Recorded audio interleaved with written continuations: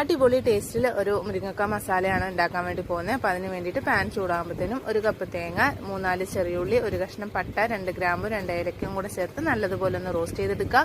ഇതിനകത്തോട്ട് 1 table spoon മുളക് പൊടി, 1/4 ടീസ്പൂൺ മഞ്ഞൾപ്പൊടി, 1 ടേബിൾ സ്പൂൺ മല്ലിപ്പൊടിയും കൂടെ ചേർത്ത് വറുത്ത് അരച്ച് മാറ്റി വെക്കുക.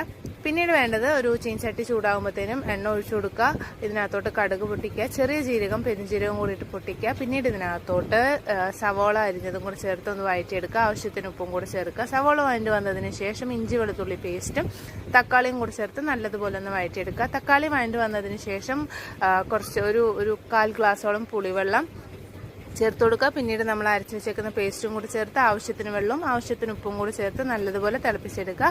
ശേഷം ഇതിനകത്തോട്ട് നമ്മൾ കട്ട് ചെയ്ത് ക്ലീൻ ചെയ്ത് വെച്ചേക്കുന്ന മുരിങ്ങക്കായും കൂടി ചേർത്ത് ഒരു 15 മിനിറ്റ് ലോ ഫ്ലെയിമിലിട്ട് കുക്ക് ചെയ്തെടുക്കുക. നമ്മുടെ ടേസ്റ്റിയും സൂപ്പർ സിമ്പിളായിട്ടുള്ള മുരിങ്ങക്കായ